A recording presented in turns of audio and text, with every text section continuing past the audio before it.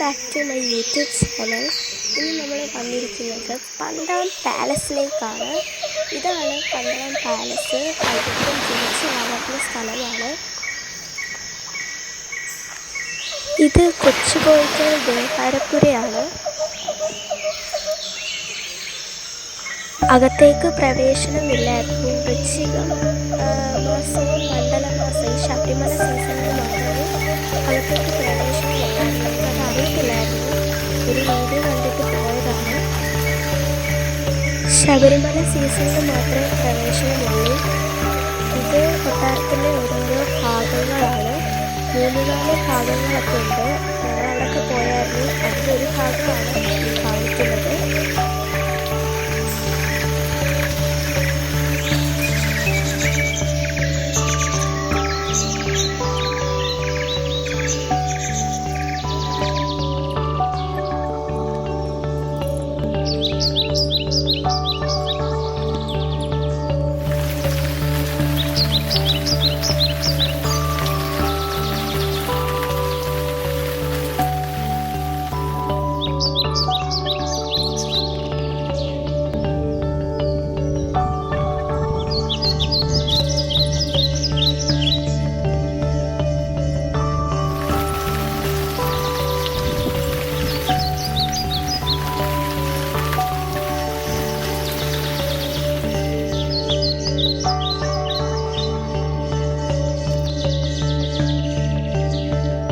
കുറേ അവിടെ 3-4 കൊട്ടാരമൊക്കെ ഉണ്ടെങ്കിലും ഇതാണ് അയ്യപ്പൻ വളർന്ന്, ശരിക്കും അയ്യപ്പൻ വളർന്ന കൊട്ടാരമാണിത്. ഇതാണ് മെയിൻ കൊട്ടാരം. ഈ മണ്ഡലമാസം, ഈ വൃശ്ചിക മാസം ശബരിമല സീസണിലൊക്കെ ഇവിടാണ് ഭസ്മം കൊടുക്കുന്നത് ആൾക്കാർ വരുന്നത്. ഇതാണ് വലിയ കോയിക്കൽ ശ്രീ ധർമ്മശാസ്താവ് ക്ഷേത്രം. ഇവിടുത്തെ പ്രതിഷ്ഠ എന്ന് പറയുമ്പോൾ അയ്യപ്പൻ തന്നെയാണ്. ഈ അമ്പലത്തിൻ്റെ പേര് എനിക്ക് അങ്ങനെ വലുതായിട്ട് അറിഞ്ഞുകൂടാ. അവിടെ വായിച്ചൊരു പേര് ഞാൻ പറഞ്ഞതേ ഉള്ളൂ. ഈ പേരാന്ന് തോന്നുന്നു. ഇതാണ് ഈ പേരാണ്.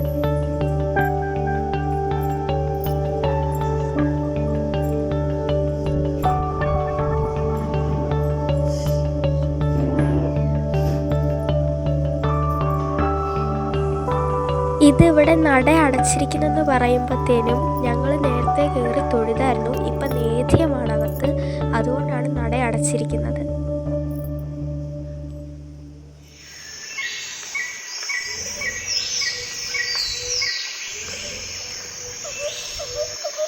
ഇതാണ് ഞാൻ പറഞ്ഞ അമ്പലം. അമ്പലം ഫുള്ളോടൊന്ന് കാണിച്ചതേ ഉള്ളൂ.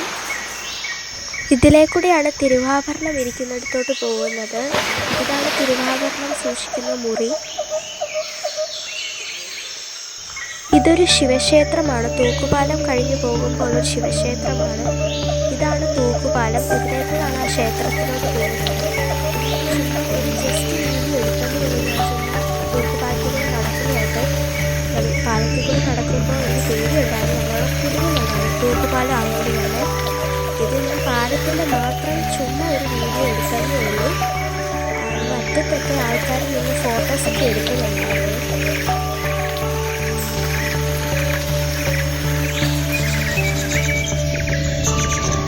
എനിക്ക് തോന്നുന്നു ഇതാന്ന് തോന്നുന്നു അച്ചൻകോവിലാറ്. എനിക്ക് അത്രയും കറക്റ്റായിട്ട് അറിഞ്ഞുകൂടാ, എന്നാൽ ഞാൻ പറയുകയാണ്. ഇതാണ് അച്ചൻകോവിലാറെന്ന് തോന്നുന്നു. ഇതാണ് അച്ചൻകോവിലാറ്. നല്ല ഭംഗിയില്ലേ ഈ ദേഹം കാണാൻ. അതുകൊണ്ടാണ് ഞാൻ ആ ഒരു വീഡിയോ എടുത്തത്.